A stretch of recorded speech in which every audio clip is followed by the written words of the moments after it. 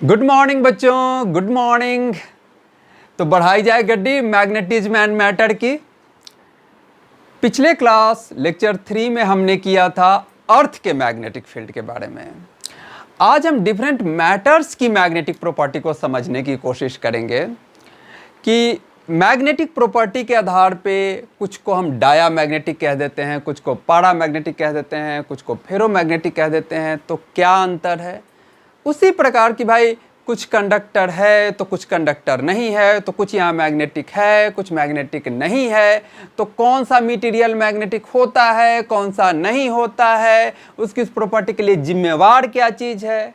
Okay, और उन properties को एक्सप्लेन करने के लिए कुछ नए नए टर्म्स भी आएंगे, जैसे आप इंटेंसिटी ऑफ मैग्नेटाइजेशन हो गया, मैग्नेटिक इंटेंसिटी हो गई, ससेप्टिबिलिटी क्या है, रिलेटिव परमिएबिलिटी क्या है, इन सारे टर्म्स की चर्चा होगी। तो चलिए एक एक करके हम इन चीज़ों को समझने की कोशिश करें। तो सबसे पहले हम ये समझने की कोशिश करें कि भाई अगर मैटर्स में मैग्नेटिक प्रॉपर्टी है तो उसकी इस मैग्नेटिक प्रॉपर्टी के लिए जिम्मेवार क्या है। हम करेंट चैप्टर पढ़े और हमने एक कंक्लूजन निकाला कि भाई जिसमें फ्री इलेक्ट्रॉन है वो कंडक्टर है और जिसमें फ्री इलेक्ट्रॉन नहीं है वो इंसुलेटर है।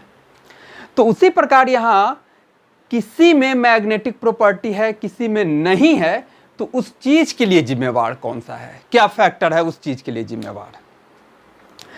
तो देखिए जब हम लोग पिछला चैप्टर पढ़ रहे थे तो वहां एक टर्म आया था बोर्स मैग्नेटॉन, जो इलेक्ट्रॉन के ऑर्बिटल मूवमेंट के करस्पॉन्डिंग मैग्नेटिक मोमेंट कितना होगा उसको निकाला गया था वहां पे, जो कि समथिंग आता था कितना 9.27 into 10⁻⁻24 ampere metre square, right.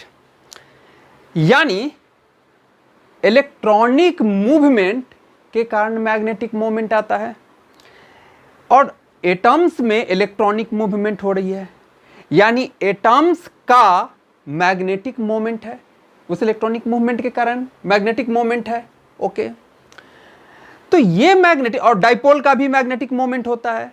तो ये जो एटम इंडिविजुअल एटम जो आप देख रहे हो, इंडिविजुअल एटम, ये हो गया ये हो गया ये हो गया ये हो गया, तो इन्हें हम एटम के कारण हुए मैग्नेटिक डाइपोल के टर्म्स में भी रिप्लेस कर सकते हैं, ऐसे कि प्रत्येक एटम का अपना मैग्नेटिक डाइपोल है उस इलेक्ट्रॉनिक मूवमेंट के कारण।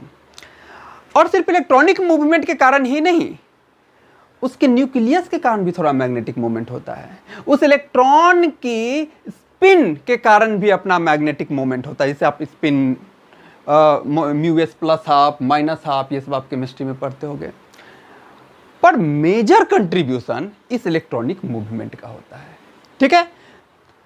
अब दूसरी बात यह हुई कि ये बात तो चलो पता चल गया कि इलेक्ट्रॉन का जो ऑर्बिटल मूवमेंट है उसके कारण मैग्नेटिक मोमेंट आता है। मैग्नेटिक मोमेंट मींस कहीं ना कहीं मैग्नेटिक प्रॉपर्टी आ रही है। तो फिर आप ये कह सकते हो तो भाई सब चीज तो एटम से ही बना हुआ है, तो सारे की सारी चीजें मैग्नेटिक मटेरियल क्यों नहीं है। ओके ओके ओके, ठीक उसी प्रकार जैसे सब में इलेक्ट्रॉन है पर सब कंडक्टर नहीं है।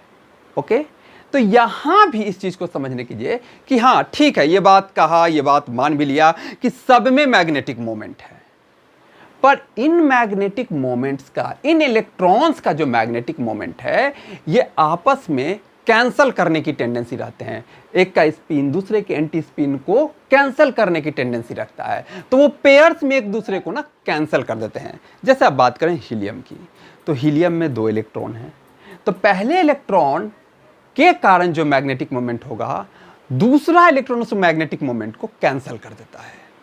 तो इस वजह से हीलियम क्या हो जाएगा, मैग्नेटिक मटेरियल नहीं बन पाया। तो एक वीक सा आइडिया लगा हमें कि भाई जिसमें ये इवन नंबर में इलेक्ट्रॉन होंगे वो पेयर बना बना के एक दूसरे की प्रॉपर्टी को खत्म कर देंगे, और जिसमें अनपेयर्ड इलेक्ट्रॉन बचेगा वो कहीं ना कहीं उसका मैग्नेटिक मोमेंट बच जाएगा और वो मैग्नेटिक प्रॉपर्टी कहलाएगा। तो रफली हम ये बात कह सकते हैं, हालांकि इसके कुछ एक्सेप्शंस भी आ जाते हैं, पर एक मोटा मोटी ये आइडिया हम रख सकते हैं कि भाई जिसमें अनपेयर्ड इलेक्ट्रॉन है वो कहीं ना कहीं हमें मैग्नेटिक प्रॉपर्टी दे जाएगा, उसका नेट मैग्नेटिक मोमेंट बच जाएगा, और जो पेयर्ड है उसमें वो कैंसल आउट हो जाएगा। फिलहाल के लिए बात जान ले, आगे जो एक्सेप्शन होगा तो आगे की बात आगे देखेंगे, ठीक है। पर यहाँ पर एक बात और गौर करने की है। आप कहें कि ठीक है, जिसमें अनपेयर्ड इलेक्ट्रॉन है उसमें नेट मैग्नेटिक मोमेंट आ गया, प्रत्येक एटम में नेट मैग्नेटिक मोमेंट बच गया, तो क्या ये सारे के सारे इस तरह के मटेरियल क्या मैग्नेटिक प्रॉपर्टी शो करेंगे? तो नहीं करेंगे। जब तक कि मैग्नेटिक फील्ड ना हो वो मैग्नेटिक प्रॉपर्टी शो नहीं करेंगे। तो इसका वजह क्या है? इसका वजह यह है कि देखिए, है मैग्नेटिक मोमेंट, पर मैग्नेटिक मोमेंट एटम अकेला तो नहीं है।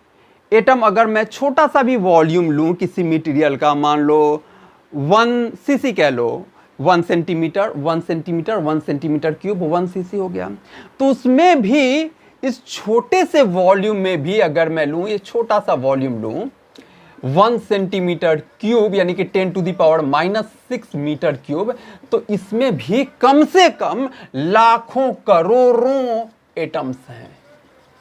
कोई एटम अकेला नहीं है, इतने हैं, और जितने एटम्स उतने डाइपोल, यानी करोड़ों डाइपोल छोटे से छोटे वॉल्यूम में है। और ये डाइपोल वेक्टर क्वांटिटी, किसी का डाइपोल पूरब, किसी का डाइपोल पश्चिम, किसी का उत्तर, किसी का दक्षिण, नेट 0। वो रैंडमली ओरिएंटेड है उसके डाइपोल्स, जिसके कारण कोई नेट मैग्नेटिक मोमेंट नहीं दे पाएंगे। अगर इसको आप रिप्रेजेंट करना चाहें तो कुछ ऐसे कर सकते हैं।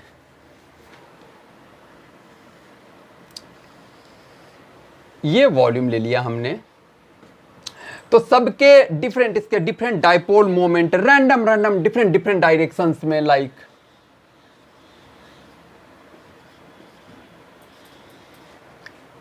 इस तरह से इसके डाइपोल्स डिफरेंट डायरेक्शन में ओरिएंटेड है। कब? जब कोई एक्सटर्नल मैग्नेटिक फील्ड नहीं है। अब किसी एक वॉल्यूम में, अगर मैं इस छोटे से वॉल्यूम में देख लीजिए, तो कोई इधर भाग रहा है, कोई ऊपर भाग रहा है, कोई नीचे भाग रहा है, कोई दाएं भाग रहा है, कोई बाएं भाग रहा है, और नेट मैग्नेटिक मोमेंट मुझे मिलेगा 0, राइट। पर जैसे ही इस तरह के मटेरियल जिनमें कि अपना परमानेंट मैग्नेटिक डाइपोल मोमेंट है, अगर इस तरह के मटेरियल को हम किसी मैग्नेटिक फील्ड में रखेंगे तो इनके डाइपोल यहां पर m0 है, पर इनके डाइपोल थोड़े उस फील्ड के अनुसार ओरिएंट हो जाएंगे। ठीक उसी प्रकार जैसे आप बच्चे टीचर के क्लास में आने से थोड़े से ओरिएंट हो जाते हो, डायरेक्ट हो जाते हो, ऐसा तो चलते रहता है। हाँ, तो चलिए, अब अगर मैं इस सर्कल वाले, इस सर्कल में देखिए, वैसे तो ये कहानी पूरे में, ये अलाइनमेंट पूरे में होगा, क्योंकि आपको तो पता है ना भाई कि जो मैग्नेटिक फील्ड होता है वो क्या करता है, डाइपोल को अपने तरफ मोड़ देता है। ओके, तो इसके डाइपोल्स को, इसके इंडिविजुअल डाइपोल्स को वो फील्ड थोड़ा सा अपने डायरेक्शन की तरफ, मान लिए कि फील्ड इस डायरेक्शन में है, ओके, तो थोड़ा सा उसको अपने डायरेक्शन की तरफ उसको मोड़ देगा, हल्का सा मोड़ देगा। हालांकि 100% अलाइनमेंट नहीं होगा। क्यों नहीं होगा? क्योंकि थर्मल मोशन है, रैंडम मोशन है, तो उसके कारण वो उस अलाइनमेंट को डिस्टर्ब करता रहेगा। ओके, और ये कहानी सारे हर जगह के ये में होगी, हर जगह के ये में होगी, सब जगह होगी। तो जिसके कारण अब जब मैग्नेटिक फील्ड के प्रेजेंस में इस मटेरियल में एक नेट मैग्नेटिक मोमेंट बच जाएगा। हम कहेंगे कि मैग्नेटिक फील्ड ने इस मटेरियल को मैग्नेटाइज कर दिया है। बात समझ में आ रही है? थे इसके पास पहले से भी मैग्नेटिक मोमेंट, डाइपोल थे इसके पास, लेकिन अलग अलग डायरेक्शंस में था और नेट बन जा रहे थे 0। जैसे ही भैया मैग्नेटिक फील्ड आए, सबको थोड़ा अलाइन कर दिया, और अब इस वॉल्यूम में नेट मैग्नेटिक मोमेंट बच जाएगा, और हम कहेंगे कि इस फील्ड ने इस मटेरियल को मैग्नेटाइज कर दिया। कहानी क्लियर है यहां तक? ठीक है। तो कितना मैग्नेटाइज हुआ, कैसे मैग्नेटाइज हुआ, अब हम उन टर्म्स के अभी जो हमने जिक्र किया था इंटेंसिटी ऑफ मैग्नेटाइजेशन उनके टर्म्स में हम इन चीजों को समझेंगे। तो कितना मैग्नेटाइज होगा इसको हम जरा समझने की कोशिश करें। ओके, चलिए मिटाऊं। तो हम टर्म ले लेते हैं क्या, इंटेंसिटी ऑफ मैग्नेटाइजेशन। पहला term intensity of magnetisation, intensity of magnetisation, और सिंपली इसे मैग्नेटाइजेशन कह देता है, और सिंपली आप इसे मैग्नेटाइजेशन भी कह सकते हो। इसे दिखाया जाता है आई वेक्टर से, आई वेक्टर से, राइट। ये इंटेंसिटी ऑफ मैग्नेटाइजेशन कितना होगा, मैग्नेटिक, जितना यहां मैग्नेटिक मोमेंट इंड्यूस हुआ, नेट मैग्नेटिक मोमेंट जितना यहां आ गया पर यूनिट वॉल्यूम में, वही इंटेंसिटी ऑफ मैग्नेटाइजेशन होगा। इसका डेफिनेशन क्या दे सकते हो, magnetic moment, magnetic moment, magnetic moment per unit volume, पर यूनिट वॉल्यूम में जितना मैग्नेटिक मोमेंट आ गया रिजल्टेंट। अब ओके,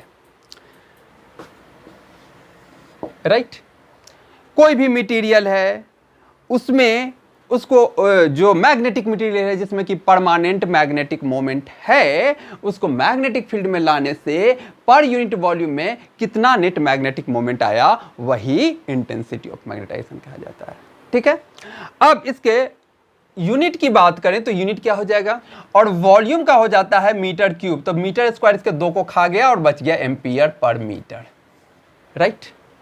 ओके, अब सिंपल सी बात है, एक दो छोटे छोटे प्रॉब्लम से इसको और समझने की कोशिश करें। अगर मैं यहां एक क्वेश्चन दे दूं कि जी ये एक बार मैग्नेट है, ये रहा, ओके, इसका cross section area 1 metre square है, इसका क्रॉस सेक्शन एरिया, और लेंथ जिसको कि नॉर्मली 12 से रिप्रेजेंट करते हो वो है 10 सेंटीमीटर। ओके, इसमें क्वेश्चन में दे रखा है कि इसमें जो मैग्नेटिक मोमेंट है, जो मैग्नेटिक मोमेंट है इसमें वो है, मान लेते हैं 5 एम्पियर मीटर स्क्वायर। तो आपसे पूछेगा क्वेश्चन की इंटेंसिटी ऑफ मैग्नेटाइजेशन क्या है। इंटेंसिटी ऑफ मैग्नेटाइजेशन क्या होता है, मैग्नेटिक मोमेंट नेट कितना है बाय वॉल्यूम, यही होता है ना। मैग्नेटिक मोमेंट क्वेश्चन ने दे रखा है, क्या दे रखा है भाई, कि 5 है और वॉल्यूम कितना हो जाएगा, तो area of cross section multiplied by area of cross section multiplied by length, यानी कि 5 divided by area of cross section, oh sorry ये काफी बड़ा हो गया, इतना बड़ा नहीं, छोटा सा 1 सेंटीमीटर बाय 1 सेंटीमीटर यानी 1 सेंटीमीटर स्क्वायर है, तो 1 सेंटीमीटर स्क्वायर यानी कि 10 to the power -4 metre square हो गया। एसआई में कन्वर्ट कर लें, और लेंथ इसका कितना है 10 सेंटीमीटर, इसको भी एसआई में बदल लिया जाए 10 इंटू 10 टू द पावर -2। नीचे से सब 10 के पावर को एडजस्ट कीजिए तो कितना हो जाएगा, ये 10 इंटू 10 टू द पावर -2 बचा 10 टू द पावर -1, और 10 टू द पावर -4 पहले से, टोटल कितना हो गया 10 टू द पावर -5, ऊपर गया 10 टू द पावर 5, यानी कि हो गया 5 इंटू 10 टू दी पावर 5, ऊपर जाके सारे पॉजिटिव हो गए। ओके, यूनिट क्या अभी हमने देखा, एम्पियर पर मीटर। क्लियर। इसी में थोड़ा सा वेरिएशन करता हूं, इसी प्रॉब्लम में थोड़ा सा वेरिएशन करता हूं। वेरिएशन ये करता हूं कि मैग्नेटिक मोमेंट में उतना ही रहने देता हूं, मैग्नेटिक मोमेंट उतना ही है 5 एम्पियर मीटर स्क्वायर, और इस बार इसका मैं डायमेंशन नहीं दे रहा हूं, मैं कह रहा हूं कि ये जो मटेरियल है इसका जो हमने लिया है वेट, इसका 10 ग्राम का है, 10 ग्राम का ये बार है, और जिस चीज से बना हुआ है उसकी डेंसिटी है 8 into 10 to the power 3 kg per metre cube. तो बताइए कि इंटेंसिटी ऑफ मैग्नेटाइजेशन क्या होगी। वॉल्यूम ही निकालना है, यहाँ area of cross section into length से निकाले, यहाँ वॉल्यूम इजकल टू मास, ये density equal to mass by volume से निकालेंगे। काम तो वही करना, मुझे तो क्या चाहिए, मैग्नेटिक मोमेंट बाई वॉल्यूम, जो चीज दिया हुआ है उस चीज से हम वॉल्यूम निकाल लेंगे। तो देखिए यहां पर हम क्या करेंगे, वॉल्यूम, पहले तो डेंसिटी, डेंसिटी इक्वल टू क्या होता है, मास बाई वॉल्यूम। तो मास को यहां मैं जानबूझ करके मैंने स्मॉल एम नहीं लिखा है, क्योंकि स्मॉल एम से मैग्नेटिक पोल स्ट्रेंथ दिखाते हैं, तो कंफ्यूजन ना हो जाए, तो मैंने डब्ल्यू कर दिया है, राइट। तो mass by density equal to mass by volume, मुझे चाहिए वॉल्यूम, तो वॉल्यूम इक्वल टू क्या हो जाएगा, मास बाई डेंसिटी। ओके, आ गया। अब मुझे चाहिए इंटेंसिटी ऑफ मैग्नेटाइजेशन, तो magnetic moment per unit volume, तो magnetic moment by volume wait, और ऊपर आ गया डेंसिटी, यही हो गया ना, राइट। मैग्नेटिक मोमेंट 5 था, वेट था 10 ग्राम, ग्राम को एसआई में बदलिए, 10 इंटू 10 टू द पावर -3, तो 10 टू द पावर -3 ऊपर जाके बन जाएगा 10 to the power 3। Clear? 10 into 10 to the power -3 था, तो ऊपर ले जाके 10 टू द पावर 3 कर दिया। और डेंसिटी था 8000 kg पर मीटर क्यूब, यानी 8 इंटू 10 का पावर 3, राइट। तो कर दिया जाए 5 दूना 10 जी, 2 चौको 8 जी, 4 into 10 to the power 6 ampere per metre. Clear? तो सीधा सीधी मैग्नेटिक मोमेंट जितना फाइनली आया, net magnetic moment per unit volume, ये है अपना इंटेंसिटी ऑफ मैग्नेटाइजेशन। चलिए अब अगले टर्म की तरफ बढ़ा जाए, मिटाऊं। ओके ओके ओके, अपना दूसरा टर्म है मैग्नेटिक इंटेंसिटी या magnetising field intensity.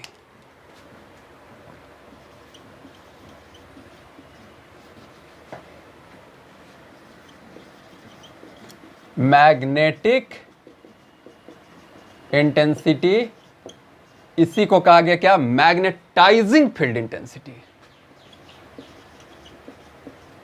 Magnetising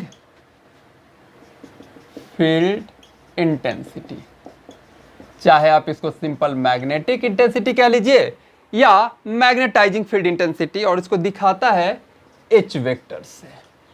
okay, तो मैग्नेटिक मटेरियल को मैग्नेटाइज करना है ना, तो आप इसे एक्सटर्नल मैग्नेटिक फील्ड में रखिएगा।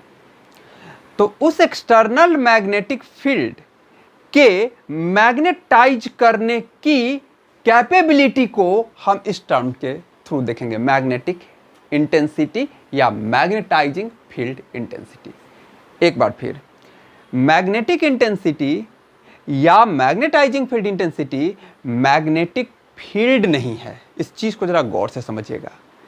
मैग्नेटिक इंटेंसिटी, आप इलेक्ट्रिक फील्ड में क्या देते थे बात कि इलेक्ट्रिक फील्ड या इलेक्ट्रिक फील्ड इंटेंसिटी दोनों उस का मतलब इलेक्ट्रिक फील्ड ही होता था, पर यहां पर मैग्नेटिक फील्ड और मैग्नेटिक फील्ड इंटेंसिटी अलग अलग है। मैग्नेटिक फील्ड के मैग्नेटाइज करने की कैपेबिलिटी को हम इस टर्म से एक्सप्रेस करते हैं। बात क्लियर हो गई? ओके, यहां मैं नोट करके लिख देता हूं कि magnetic field and magnetizing field intensity are different, and magnetic intensity are different.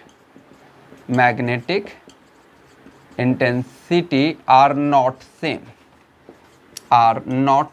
ये confusion नहीं रहे। उसको हम B से रिप्रेजेंट करते हैं, इसको हम H से रिप्रेजेंट करेंगे।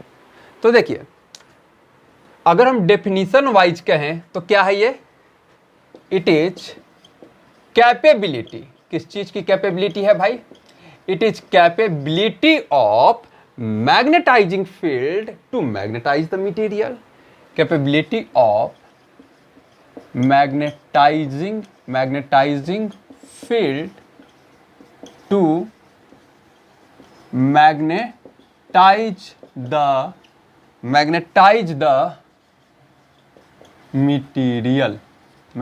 The material, okay. ये चीज है, ये आप इसे रिप्रेजेंट करते हो H वेक्टर से। Mathematically it is represented as,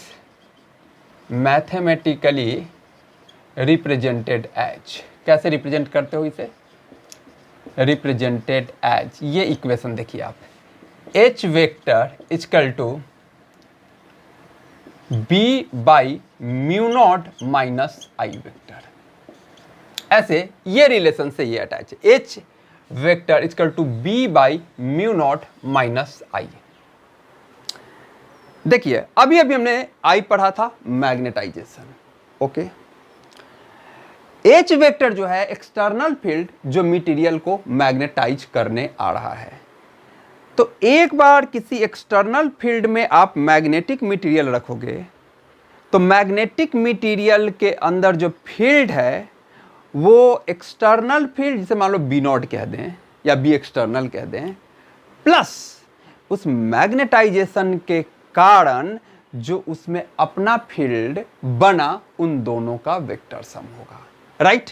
यानी यहां जो B है वो B external plus B magnetisation, जो B मैग्नेटाइजेशन के कारण आ गया, इन दोनों का वेक्टर सम है। अब मान लीजिए कि कोई दूसरा मैग्नेटिक मटेरियल नहीं है, तब तो सीधा सीधी जो एक्सटर्नल है वही है अभी। तब जो आपका B एक्सटर्नल है वो तो जो B नॉट आपने दिया है वही है, ओके, राइट। तो इसको एक मान लीजिए कि एक सोलेनॉइड ले लेते हैं। ये रहा जी मेरा एक सोलेनॉइड, ओके। इसमें हमने आई करंट भेजा। आई करंट भेजने की वजह से इसमें मैग्नेटिक फील्ड बी नॉट आ गई, जिसे म्यू नॉट एन आई कह दूं, okay. B external b nought आ गया।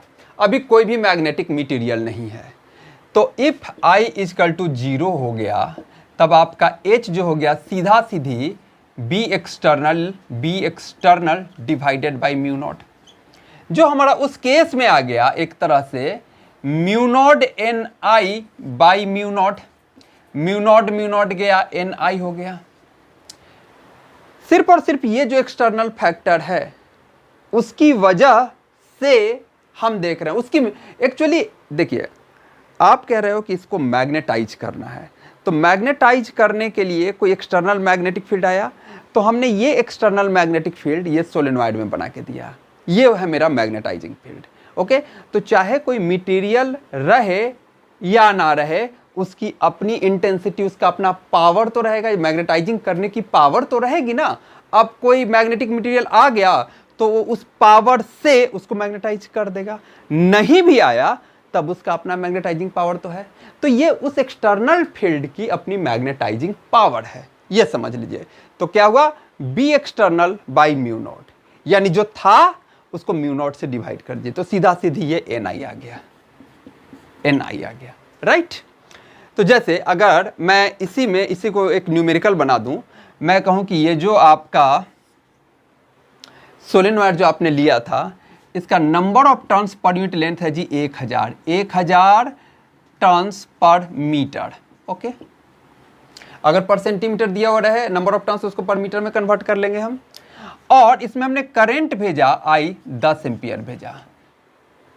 तो बताइए कि इसकी मैग्नेटिक इंटेंसिटी या मैग्नेटाइजिंग फील्ड इंटेंसिटी कितनी है।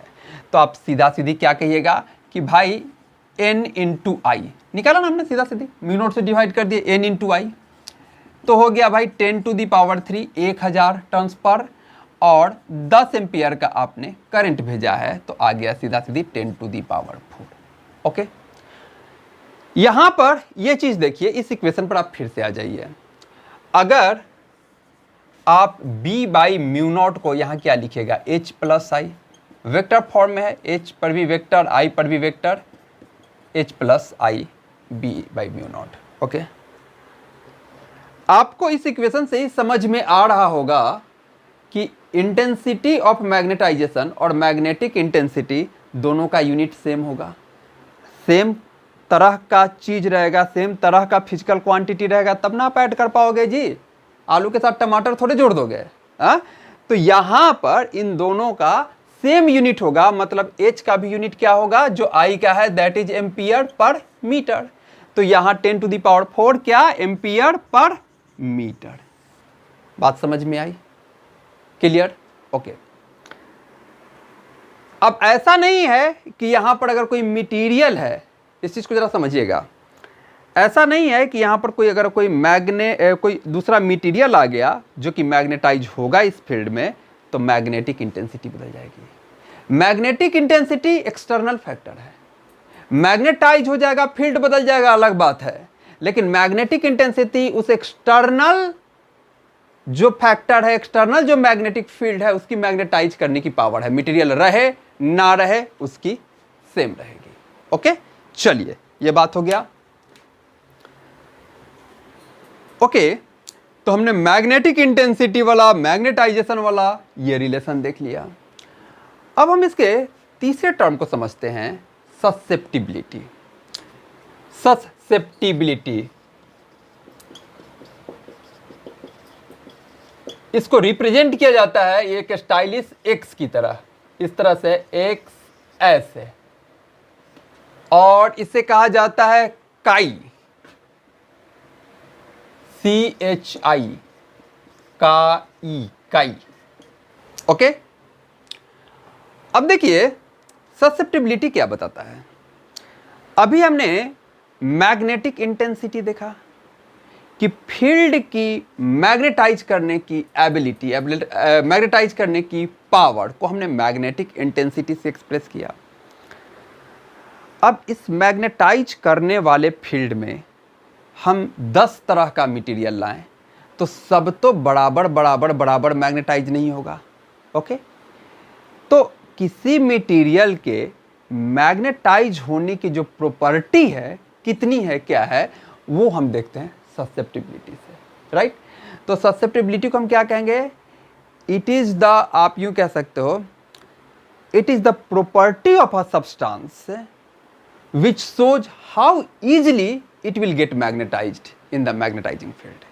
ठीक है, सब बराबर बराबर नहीं होंगे, तो जिसकी प्रॉपर्टी ज्यादा होगी वो ज्यादा मैग्नेटाइज होगा, उसका साई वैल्यू ज्यादा हो जाएगा। ओके, तो इसको हम क्या कहेंगे डेफिनेशन वाइज, it is the property of the substance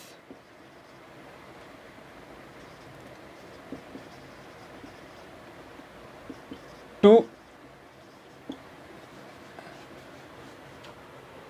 it is the property of the substance which shows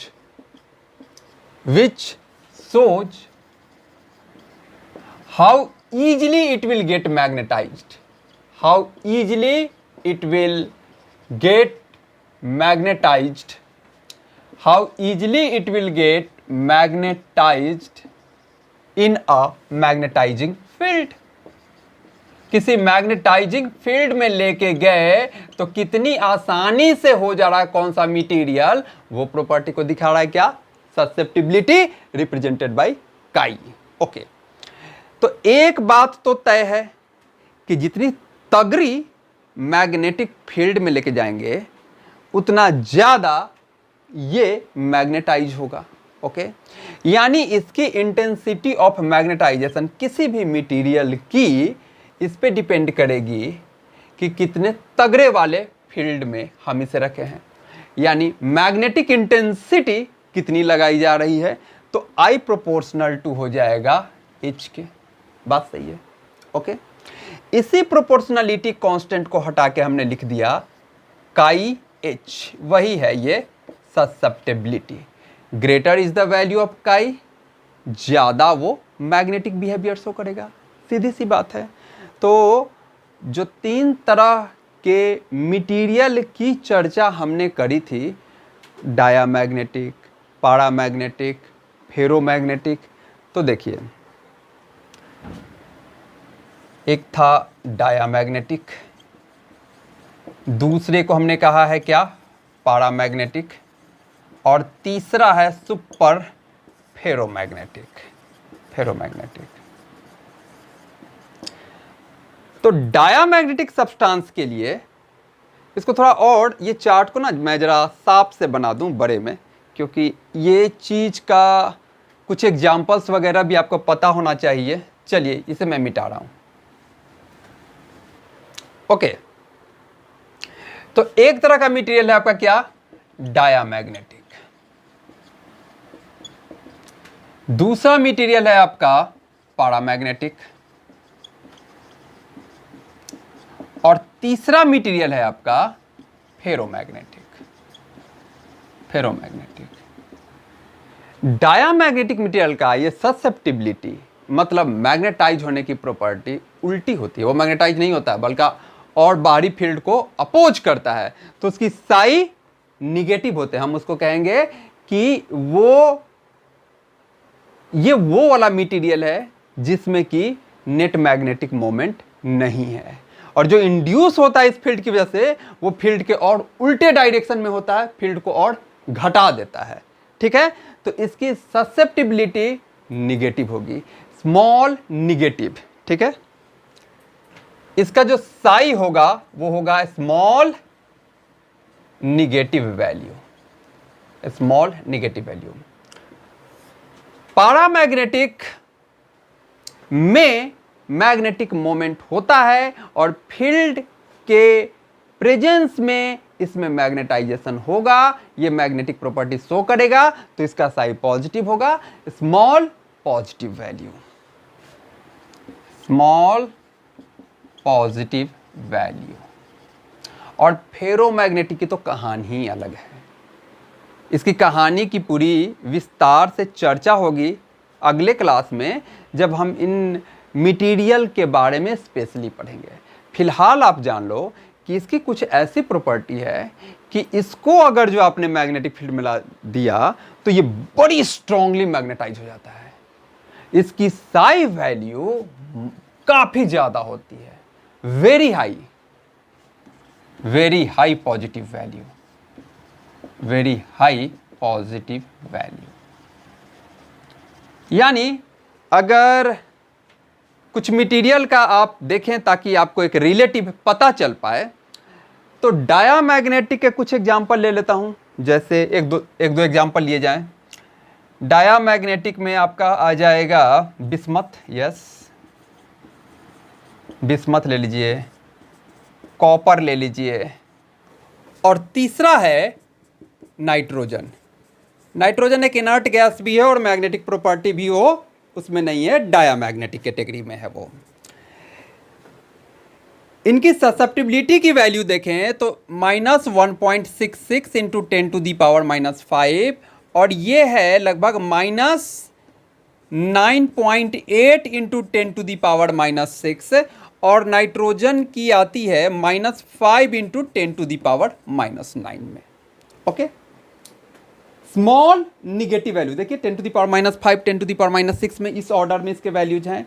यहाँ पैरामैग्नेटिक में स्मॉल पॉजिटिव वैल्यू। इसके एग्जांपल कुछ ले लेते हैं, एल्यूमिनियम, गैस में ऑक्सीजन आपका, फिर हम एसटीपी की ही बात कर रहे हैं, और तीसरा ले लेते हैं टंगस्टन, ले लेते हैं टंगस्टन।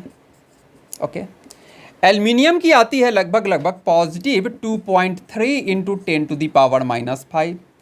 ऑक्सीजन का आता है पॉजिटिव में ही 2.1 इंटू 10⁻⁻6, और टंगस्टन का आता है 6.8 into 10⁻⁻5। Small positive values, small positive value, small negative value.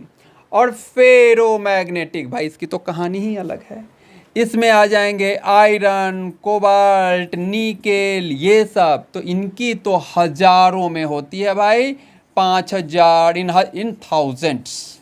In thousands कह लो, इन थाउजेंड्स।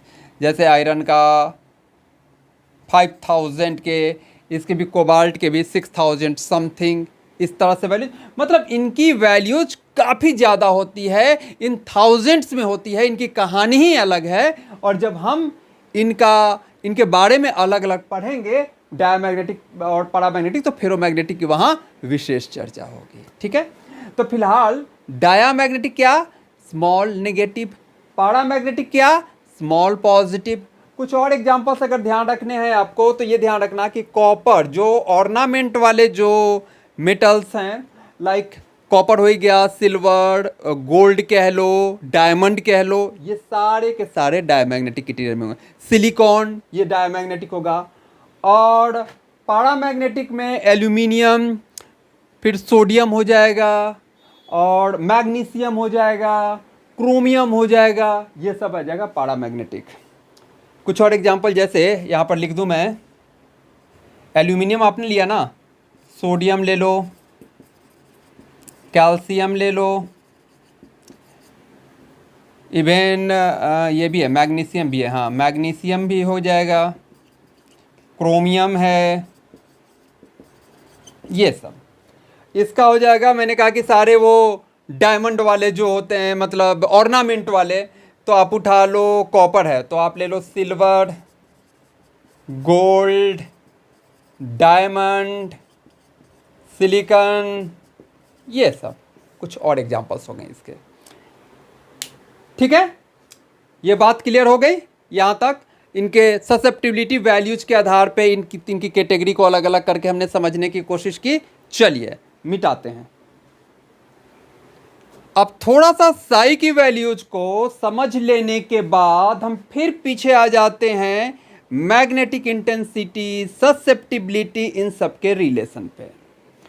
मैग्नेटिक इंटेंसिटी में हमने ये रिलेशन देखा था, H equal to b by mu not minus i से ये वाला रिलेशन आ गया। आई को इधर ले आए, म्यू नॉट से मल्टीप्लाई कर दिए। इस आई को हम क्या कह रहे हैं, साई इंटू एच। तो जरा इसमें रख दूं, इसको 1 कह दिया, इसको मैं 2 कह दे रहा हूं। ओके, फ्रॉम 1 एंड 2 क्या बन जाएगा, from 1 and 2 B vector equal to mu not H, और आई की जगह वो ससेप्टिबिलिटी इंटू एच रख दो। क्लियर, चलो तो ये हो जाएगा म्यू नॉट, यहां से एच वेक्टर कॉमन ले लो, 1 plus susceptibility. Okay, mu naught 1 plus susceptibility into H vector, ये किसके बराबर आ गया, बी वेक्टर के, यहां पर। ओके ओके, यानी आपका बी वेक्टर हो गया किसके, mu naught 1 plus susceptibility into H vector के। इस रिलेशन को जरा देखिए, इस 1 प्लस साई ससेप्टिबिलिटी प्लस 1 को हम कहते हैं रिलेटिव परमिएबिलिटी।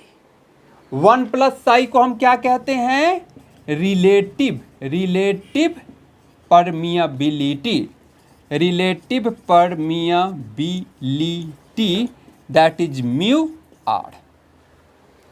याद कीजिए एप्सिलॉन आर कैसे डिफाइंड था। एप्सिलॉन आर आपका epsilon medium divided by absolute epsilon naught से डिफाइंड था। कुछ वही कहानी उस तरह का यहाँ भी हम करेंगे। तो चलिए, पहले हमने कहा कि 1 प्लस एप्सिलॉन को हम कह देते हैं म्यू आर। तो म्यू नॉट इंटू ये हो गया mu r relative permeability into H, ये आ गया वी वेक्टर, क्या आ गया, mu not mu are into H vector, right. Okay, तो यहां पर थोड़ा सा हम रिलेटिव परमिएबिलिटी को समझ ही लें कि म्यू आर क्या होता है। तो मीडियम का permeability divided by absolute permeability, ठीक उसी प्रकार जैसे एप्सिलॉन आर होता था epsilon m by epsilon nought इलेक्ट्रोस्टैट में। तो इसको डिफाइन करने के लिए हम क्या कह सकते हैं, it is the ratio of permeability, magnetic permeability of the medium to the permeability of the free space. ये बात कह सकते हैं, क्या हो गया, ratio of magnetic permeability of the substance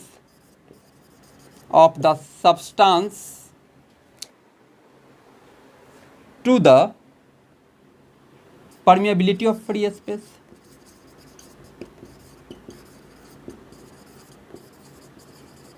free space. Okay, बात clear. Mu not mu R H, mu r equal to 1 plus psi. सब रिलेटेड से टर्म्स, रिलेटेड से फॉर्मूले थोड़ा सा ध्यान रखेंगे, नहीं तो कंफ्यूजिंग हो सकता है। बी इक्वल टू, इसको ऐसे भी याद कर लो ना। देखो इलेक्ट्रोस्टैट में मान लो क्यू चार्ज के कारण जो फील्ड होता था, आप लिखते थे 1/4 पाई एप्सिलॉन नॉट और क्यू बाई आर स्क्वायर लिखते थे। ओके, जब मीडियम बदल जाता था तो उस एप्सिलॉन नॉट के साथ एप्सिलॉन आर आ जाता था, और आप लिखे थे 1/4 epsilon naught epsilon r into q by r square. ऐसा वही कहानी यहाँ है कि ये जो मैग्नेटिक फील्ड थी, जब कोई मीडियम नहीं था तो म्यू नॉट एच था, और जब मीडियम आ गया तो mu not mu R H हो गया, क्योंकि अब जो मीडियम का म्यू बन गया वो mu naught into mu r हो गया, अकेला म्यू नॉट नहीं रहा, रिलेटिव परमिएबिलिटी ऑफ मीडियम से मल्टीप्लाई हो गया, राइट। तो कुछ बातें बीच कर to mu not mu R H, mu r वहाँ 1 प्लस साई है, कुछ फार्मूलों को ध्यान में रख लें। I equal to psi H, ये फार्मूला हो गया, okay. B equal to mu not mu are H, ये फार्मूला हो गया। म्यू आर मेरा 1 प्लस साई है, ये फार्मूला हो गया। और b equal to mu not h plus i है, ये फार्मूला हो गया। इन चारों को नोट कर लें और अच्छे से समझ के याद कर लें, नहीं तो ये एक दूसरे से इंटेंगल होकर कंफ्यूज करेंगे आपको। चलिए अब इन फॉर्मूले को मैं इधर लिख देता हूं और कुछ न्यूमेरिकल सोल्व करते हैं इस पे।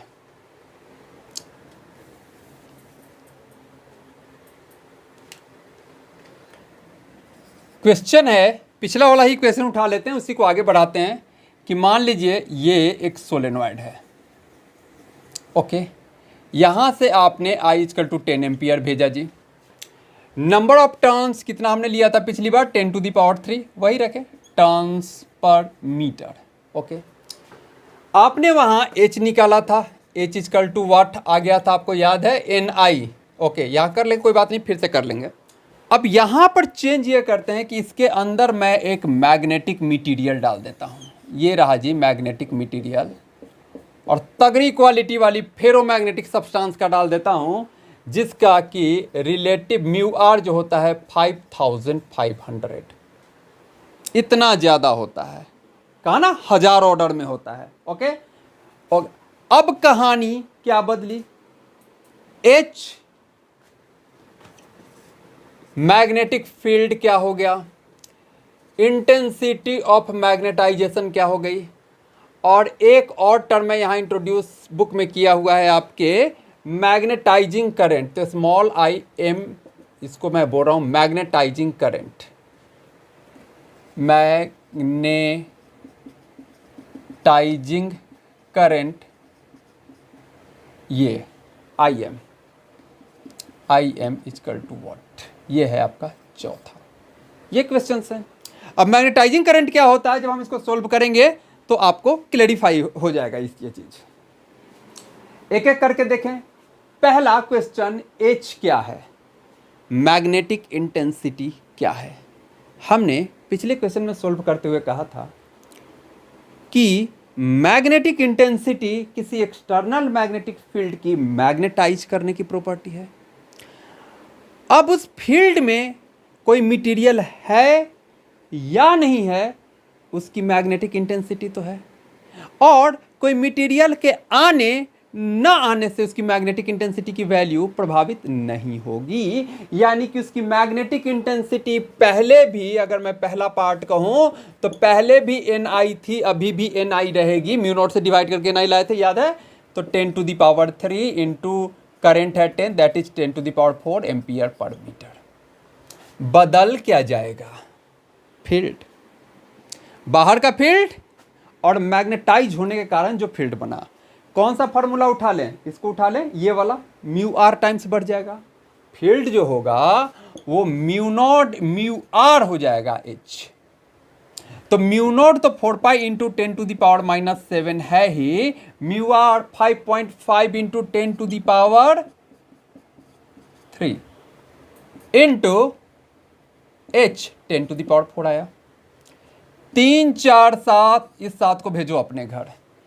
5.5 मल्टीप्लाइड बाई 4, पंचों को 20, 2 22, 22 इंटू 3.14 यानी 22×66, इसको करोगे तो 628 और 628, 8 10 1 8 9 69, रफली आ गया, रफली आ गया आपको 69 टेस्ला, राइट।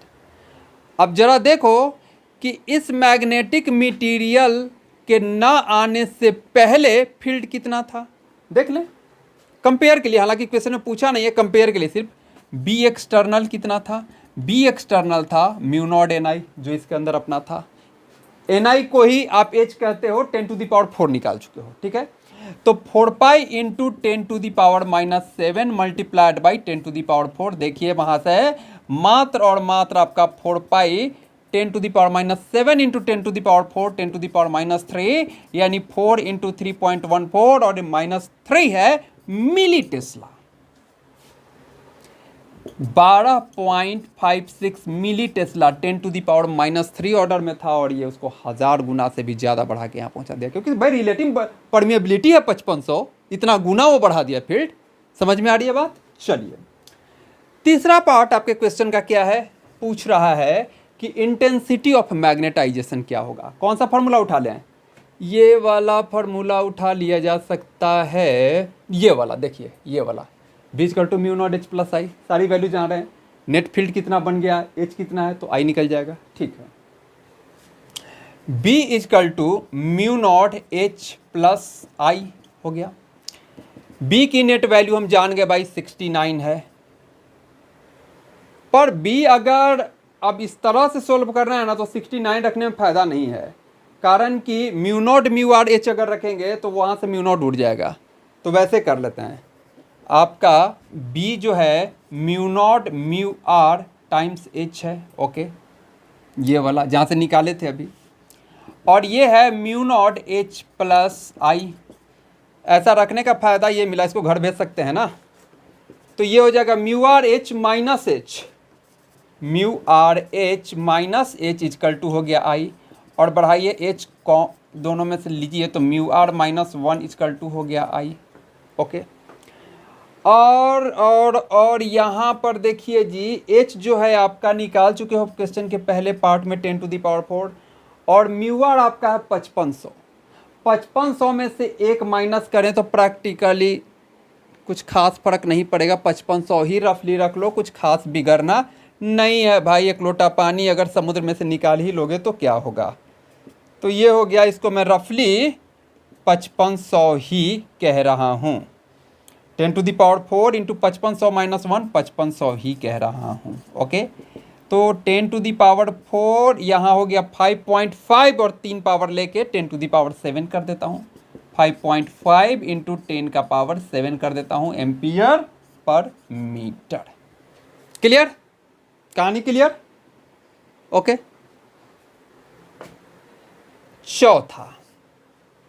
चौथा है मैग्नेटाइजिंग करंट। ये टर्म ना दूसरे बुक में नहीं मिला था मुझे, ये आपके एनसीईआरटी में दिया हुआ है, इसलिए समझना जरूरी है। मैग्नेटाइजिंग करंट कौन सा करंट है, इसको समझाने के लिए थोड़ा सा स्पेस बना लेता हूं और आपको मिटाता हूं पहले, ओके। मैग्नेटाइजिंग करंट कौन सा करंट है, देखिए ऊपर जो आपका सोलेनॉइड है, ये रहा सोलेनॉइड, इस सोलेनॉइड से ये वाली मटेरियल हम हटा दिया, इस सोलेनॉइड से इस मटेरियल को हटा दें और करंट बढ़ा दें, इतना एडिशनल करंट भेजें कि इस मटेरियल के रहते रहते जितना फील्ड था उतना ही फील्ड वो फिर से बन जाए, तब उस एडिशनल करंट को हम मैग्नेटाइजिंग करंट कहेंगे। थोड़ा कंफ्यूजिंग लगा, चलो फिर से बताता हूँ। आपने देखा था कि ये मटेरियल जब आया तो मैग्नेटिक फील्ड कई गुना टाइम्स बढ़ गया, म्यू आर टाइम्स बढ़ गया, 5500 5500 टाइम्स बढ़ गया, ओके। अब कह रहा है कि ये मटेरियल को हटा दीजिए और मैग्नेटिक फील्ड उतना ही मुझे चाहिए, चाहे उसके लिए जितना एडिशनल करंट यहाँ से भेजना पड़े, तो वो एडिशनल करंट जितना भेजेगा उसको हम कहेंगे मैग्नेटाइजिंग करंट, ओके। तो यहाँ पर अब मैं आई तो पहले से था ही था, उसमें जो करंट आई तो था ही था, उस आई के साथ साथ मैं I M magnetising current, additional current, उस एडिशनल करंट को हमने कहा मैग्नेटाइजिंग करंट, आई एम भेज रहा हूँ, ओके। तो देखिए मैग्नेटिक फील्ड अब जो होगा म्यू नॉट एन इस सोलेनोइड के अंदर मैग्नेटिक फील्ड क्या होता है, म्यू नॉट एन आई। तो म्यू नॉट एन आई अकेला नहीं, इस बार आई के साथ आई एम, मैग्नेटाइजिंग करंट भी जा रहा है।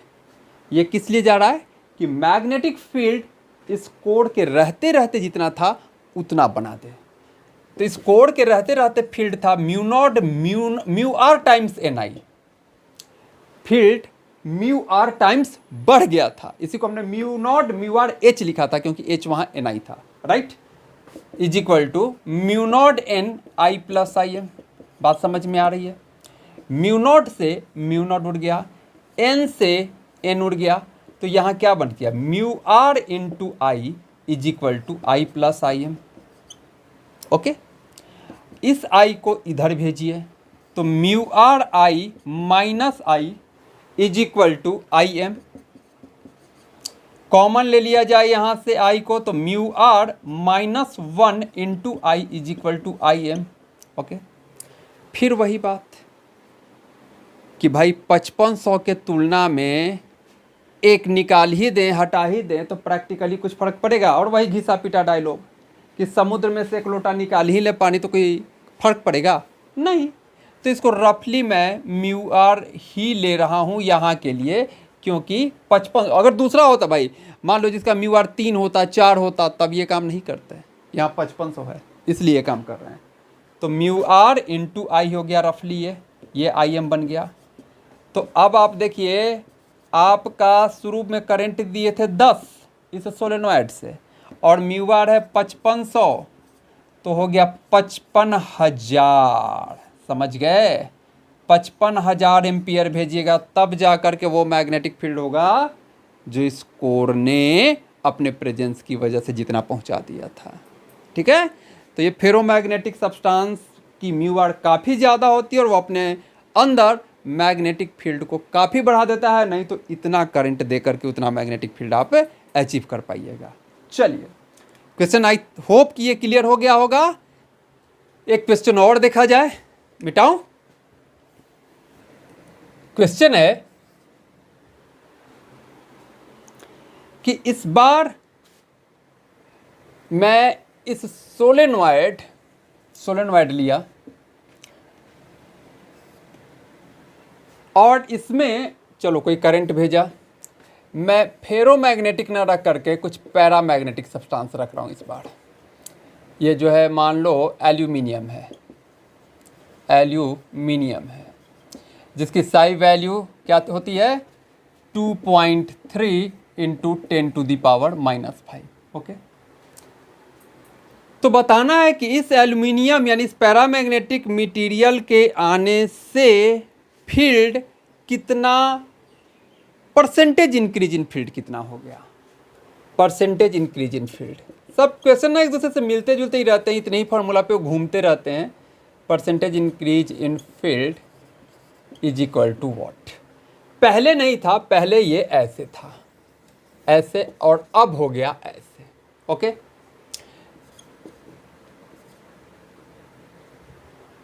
पहले सिंपल सोलेनोइड था, अब उसमें ये पैरामैग्नेटिक मटेरियल हमने डाल दिया। तो पूछ रहा है कि percentage increase in field is equal to what. क्या करेंगे, पहले फील्ड कितना था जी, म्यू नॉट एन आई। अब फील्ड कितना हो गया, mu not mu r n i, या चलो एच है, म्यू नॉट एच। ओके, इतना हो गया। तो अब का फील्ड बाई पहले का फील्ड, हमें क्या नहीं करना, परसेंटेज इंक्रीज इन फील्ड। तो पहले रेशियो निकाल लेते हैं, वहाँ से फिर परसेंटेज निकालेंगे। तो बी डैश बाई बी कितना हो जाएगा जी, mu not mu are h by mu not h. Okay, right, h वही एन आई। तो म्यू नॉट से म्यू नॉट गया, एच से एच गिर गया, तो हो गया b dash by b equal to कितना, रिलेटिव परमियाबिलिटी। ओके, और ये रिलेटिव परमियाबिलिटी होता क्या है, यही 3-4 फार्मूले तो हैं, वही घूम घूम के लगते रहेंगे, 1 प्लस सही। ओके, तो इस 1 को इधर ले आए, B dash by B minus 1 is equal to कितना हो गया, साई। और दिस इम्प्लाइज दैट कि B dash minus B by B is equal to हो गया साई, यानी कि delta B by B is equal to हो गया साई। तो साई क्या बताता है? Relative change in magnetic field की वैल्यू ये साई बता रहा है। और यही पूछ रहा है कि परसेंटेज, तो परसेंटेज के लिए 100 से मल्टीप्लाई कर दीजिए, तो यहाँ से यहाँ आ जाइए कि भाई delta B by B into 100 करना है, तो उसी साई वैल्यू को 100 से मल्टीप्लाई कर दीजिए। ओके, यानी साई इसकी वैल्यू कितनी है भाई? 2.3 into 10 to the power -5 multiplied by 100। तो कितने परसेंट का चेंज हो जाएगा? 2.3 into 10 to the power -3। Slight change, slight change. कोई पैरामैग्नेटिक सब्सटेंस तो है नहीं कि हजार गुना चेंज हो जाएगा। तो सीधा सीधी ससेप्टिबिलिटी वैल्यू आपको क्या निकल जाता है? Relative change in magnetic field. Okay, चलिए, तो हमने मैटर्स की मैग्नेटिक प्रॉपर्टी को समझने की कोशिश की, उनके बीच कई कांस्टेंट्स हमने लाए और उनके आपस में क्या रिलेशन है उसको देखने की कोशिश करी। यही 3-4 फार्मूले हैं, इसी पे घुमा के फिरा के इधर से उधर से, कोई टफ न्यूमेरिकल्स इसमें नहीं आते हैं। थ्योरेटिकली बातों को समझ लिया, इन्हीं सब पे न्यूमेरिकल्स आते हैं। तो ठीक है, इस लेक्चर को मैं यहीं पे ख़त्म करता हूँ। अगली बार हम इन तीनों तरह की मटेरियल, फेरोमैग्नेटिक, पैरामैग्नेटिक, डायामैग्नेटिक की और विशेष रूप से चर्चा करेंगे। ठीक है, थैंक यू बच्चों, थैंक यू।